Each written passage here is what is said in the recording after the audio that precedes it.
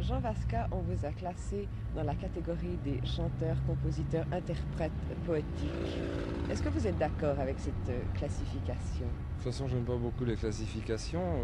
Disons que je suis un auteur de chansons et que je les interprète. La poésie, c'est quoi pour vous? Vous savez, la poésie, définir la poésie, c'est très difficile. Je voudrais redonner une phrase de Cocteau qui m'avait assez plu lorsqu'on lui demandait de définir la poésie.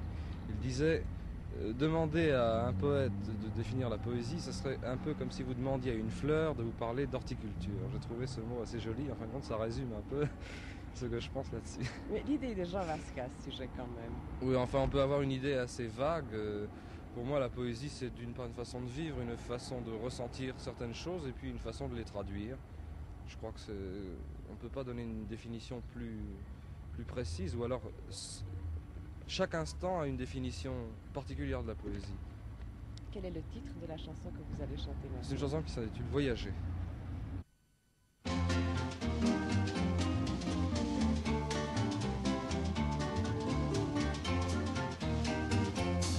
Je voyage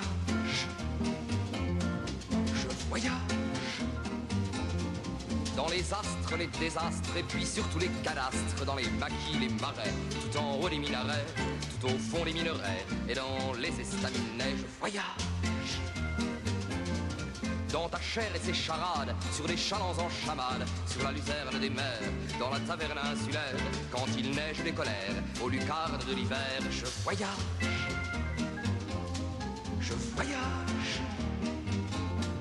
dans la moelle des étoiles, sous les plumes et dans les poils, jusqu'aux îles sous le sang, en compagnie des enfants, des éléments, des amants, et aussi des éléphants. Je voyage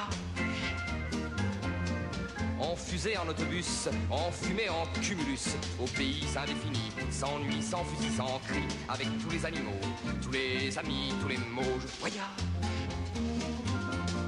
Je voyage dans les sourires, l'avenir, sur les zéniths nadir, avec l'émir et ses sbires, avec tous les ogres borgnes, avec les hordes qui mordent, dans les fjords qui débordent. Je voyage avec les gueux et les dieux, dans les œufs et dans les yeux, à cheval sur les insectes, ou bien à dos d'architecte, dans le cambouis, le goudron, à dos d'âne de mouflon. Je